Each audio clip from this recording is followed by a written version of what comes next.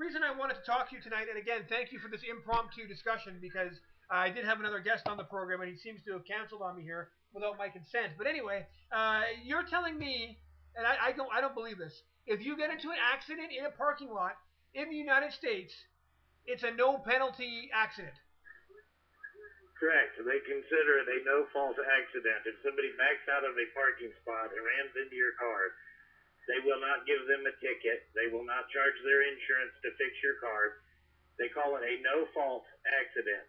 Any private parking lot, Walmart, Sears, JCPenney's, any place like that, you go in there and you crash into somebody's car and it's a no-fault accident. That's unbelievable.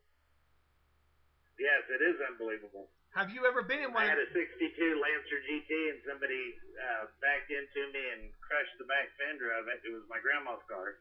And it was in a parking lot of a, we'll just say a pizza establishment.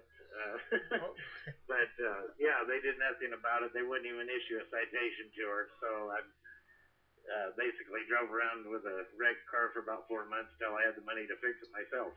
So it is permissible for these people to smash. You can do something wrong in a parking lot, cause thousands of dollars of damage to someone else's car, and there's no recourse for the innocent victim. Correct, which is insane.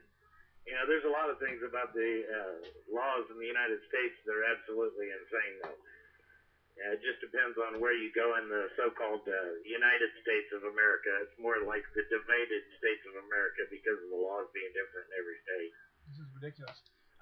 Okay, well, you said yourself that you've kind of had a couple of close calls on the road. I didn't get a quite chance to hear how close to death you've come, but apparently pretty close. Oh, yeah, I was within a quarter of an inch of them killing me from behind, and he whipped it into the ditch. Tractor trailer came in behind me at 75 miles an hour. I was making a left-hand turn, and another semi was coming from the right, so I had to avoid both semis, and the guy behind me took the ditch and missed me by about a quarter of an inch. Wow.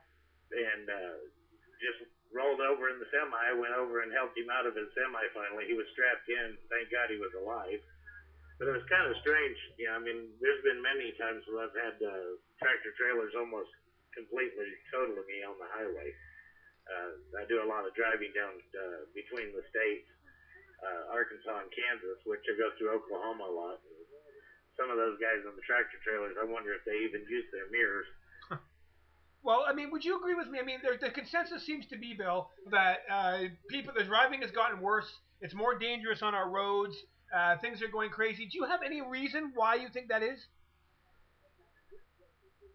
I think a lot of it is they just don't pay attention. You know, a lot of them are driving out there. They're just too tired to even be on the road. They need to make more rest areas available where actually people can get out and rest on a bed instead of resting in their cars, because you don't rest in a car at all. You know, there's a lot of things that they could do to actually help drivers and stuff on the road that could, you know, besides just putting up hotels and stuff like that, because not everybody can afford a hotel. No, that's true. Give them a cot on the side of the highway and let them rest.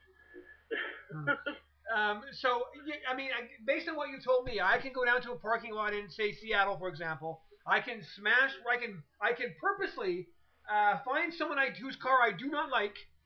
Say, I don't know, one of those Dodges or something.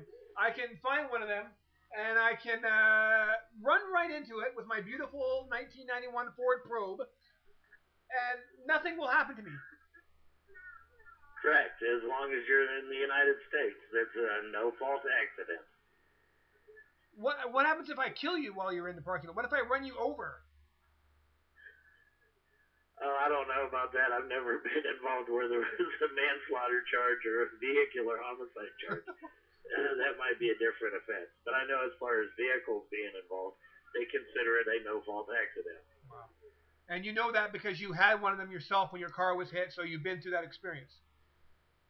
Oh, yes. I've had several in parking lots. Like I said, one of them was in a pizza establishment with an old 1962 car. Wow. It was my grandma's car. It was rear-ended. Somebody backed out of the parking space without even looking and wiped out my whole rear quarter panel. And they said it was a no-fault accident, even though she was totally at fault without looking behind her or anything. Did she try to take responsibility? I mean, did she offer to pay for the repairs? Oh, no. she never even came forward and said, you know, she said that I was racing through the parking lot, which was kind of funny because I had just turned the corner into that lane. But she said I was racing through the parking lot, and she looked and nobody was there, and it was my fault. So she tried to put the blame on me. She never once tried to take responsibility for the accident and just kind of said, "Oh well, hey, guess what? It's not my fault because it's a no-fault accident. Sorry." Right. Wow. You know what? I mean, I have a lot of respect for you know, Americans and the country and everything, but this is just maybe the stupidest thing I've ever heard. Yeah, like I said, they got a lot of stupid laws here in the United States. Sometimes I wish, you know, I mean, I could defect, but I know I can't.